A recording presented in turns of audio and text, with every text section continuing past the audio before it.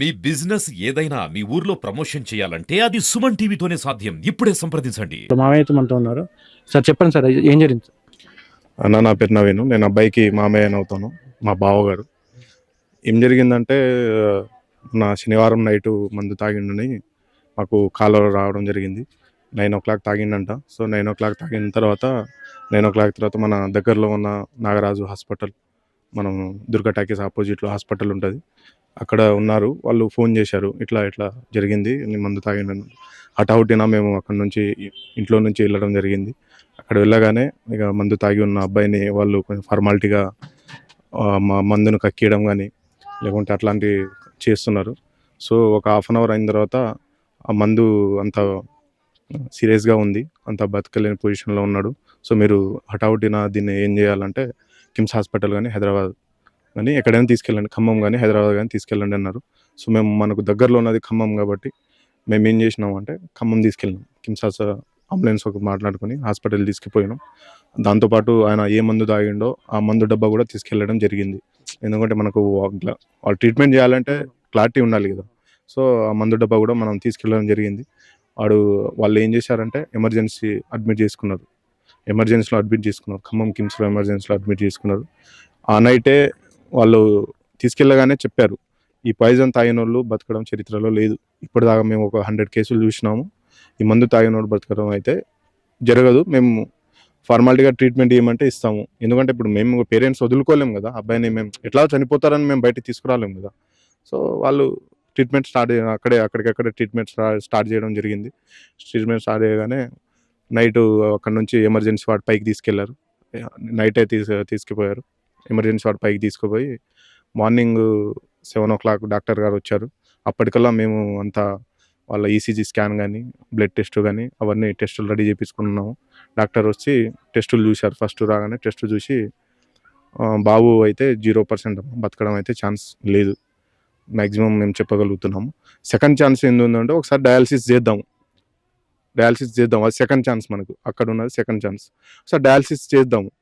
ఆయన ఒకవేళ డయాలసిస్ చేసిన మ్యాక్సిమం బతకరు కానీ డయాలసిస్ ఒక సెకండ్ ఛాన్స్ మైబీ అని చెప్పారు. డయాలసిస్ చేశాము. డయాలసిస్ 1కి స్టార్ట్ చేశారు. డయాలసిస్ 1కి స్టార్ట్ చేసిన తర్వాత 1 నుంచి 5 గంటల దాకా డయాలసిస్ జరిగింది. డయాలసిస్ జరగగానే మళ్ళీ రౌండింగ్ డాక్టర్ గారు వస్తారు కదా, 7:00 అట్లా మళ్ళీ రౌండింగ్ డాక్టర్ గారు వచ్చారు. డాక్టర్ గారు వచ్చిన తర్వాత ఆయన కూడా సేమ్ అదే మాట చెప్పారు, నైట్ నుంచి అదే మాట చెప్తున్నారు, బతకరు అని.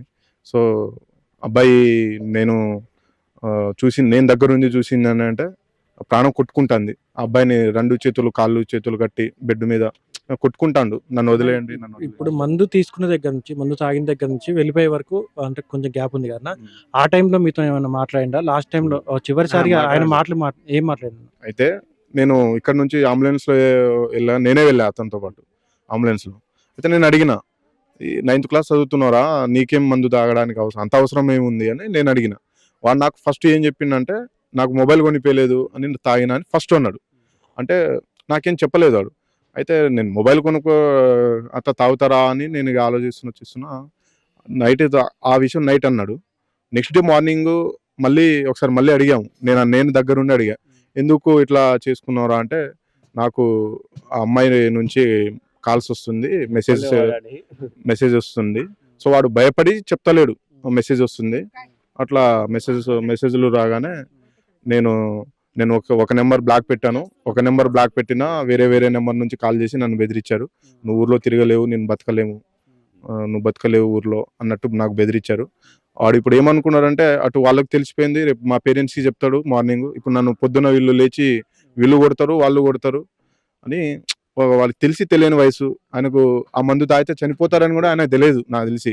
సో ఆయన తెలియకుండానే తాగేసిండు, ఏదో వీళ్ళను భయపెట్టిద్దాం అట్లా, ఈ తాగితే నేను చనిపోతా అని కూడా అనుకోలేడు. అది 250 ml తాగిండు. మనం ఇక డాక్టర్లు కూడా మేము ఏం చేయలేమన్నారు. ఈవినింగ్ రిపోర్ట్ వచ్చేసరికి ఈ డాక్టర్లు ఫ్యామిలీకి కన్సల్ట్ అయ్యి, ఇక ఇంకో గంటలలో ఇక మీరు అబ్బాయిని ఏమైనా చూసుకోవడం ఉంటే చూసుకోండి, ఇంకో గంటలలో చనిపోతారు అని చెప్పగానే మేమంతా చేరిపోయాము. లాస్ట్ టైంలో ఇంకేం మాట్లాడలేదు. ఏం మాట్లాడలే. దాదాపు ఒక 1,50,000 రూపాయలు బిల్ అయింది. ఎందుకంటే కిమ్స్ హాస్పిటల్ అది ఎమర్జెన్సీ వార్డని అదని ఓన్లీ డయాలసిస్కే 50,000 ఖర్చు పెట్టాం. 34,000 రూపాయలు ఖాళీ మందులకే ఖర్చు పెట్టాం. ఆ విద్యార్థిని ఎవరైతే ఇబ్బందులు పెట్టిండ్రో పదే పదే ఫోన్ కాల్స్ చేసినా గానీ, బ్లాక్ లిస్ట్‌లో పెట్టినా గానీ ఇబ్బందులు పెట్టిండ్రు, బాగా అవును. హెరాస్మెంట్ చేసిండ్రని చెప్తున్నారు కదా! అవును. ఇప్పుడు పోలీస్ అధికారులు మీకు కంప్లెయింట్ పెట్టినని చెప్తున్నారు. వారికి అదుపులోకి తీసుకున్నారా? పోలీస్ మేము బాడీని మాకు డిశ్చార్జ్ చేయగానే అక్కడ పోలీస్ వాళ్ళు ఏమన్నారంటే, బాడీని డైరెక్ట్ గవర్నమెంట్ హాస్పిటల్ తీసుకుపోండి. అక్కడ నుంచి పోలీసులు వస్తారు. అంటే ఎందుకు పాయిజన్ కదా! కేస్ అయింది. సో, అక్కడ నుంచి మేము డిశ్చార్జ్ అయిన తర్వాత డైరెక్ట్ గవర్నమెంట్ హాస్పిటల్‌కి తీసుకెళ్ళడం జరిగింది. తీసుకెళ్ళిన ఒక హాఫ్ అన్ అవర్‌కి ఇద్దరు కానిస్టేబుల్స్ వచ్చారు గవర్నమెంట్ హాస్పిటల్‌కి.